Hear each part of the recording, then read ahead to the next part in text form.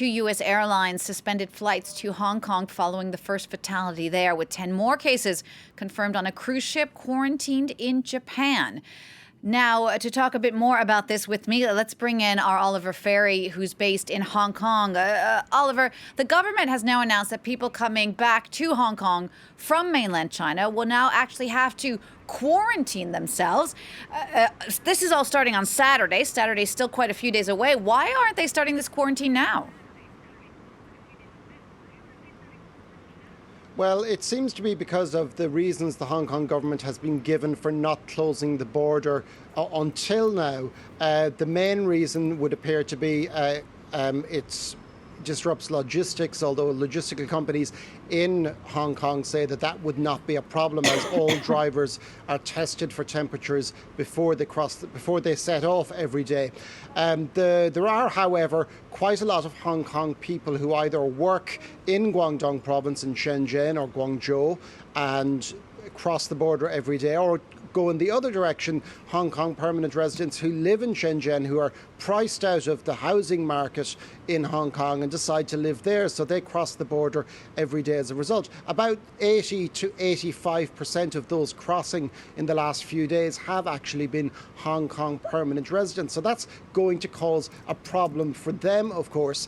The government is obviously cognizant of that, but people also accuse them of kowtowing to Beijing because they say that Beijing doesn't want to actually put a physical border between Hong Kong and China. They are, of course, the same country, but to all intents and purposes, crossing any of the border checkpoints from the mainland to Hong Kong is as intrusive as most international borders in the world. In fact, more so than any of the borders within the EU's Schengen region. So there are actual considerations like that. And also the fact is that it doesn't really matter whether you are a Hong Kong resident or a mainlander. The virus does not discriminate. Oliver, also there in Hong Kong, there were strikes for a third day from medical staff demanding again that the border be closed, but now also other industries are thinking of joining the strikes there. Yes, there are workers, unionised workers, who actually are very recently unionised because of the protests against the government, have, from the restaurant industry and also from transport, particularly public transport, have said that they will consider going on strike if the border is not closed. The healthcare workers themselves have said that if there is a substantial outbreak of the virus, they will go back to work, and they did apologise to patients who are inconvenienced as a result.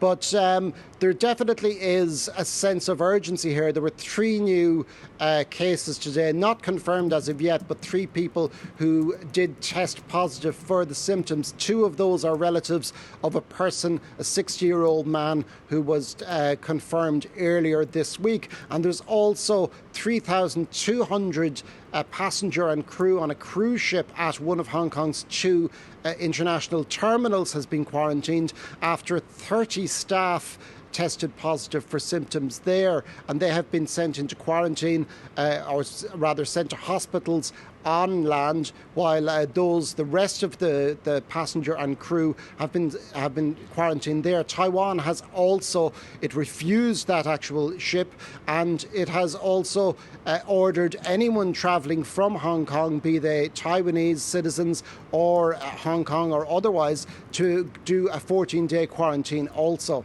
Oliver, thank you for that. Oliver Farry, they're reporting from Hong Kong.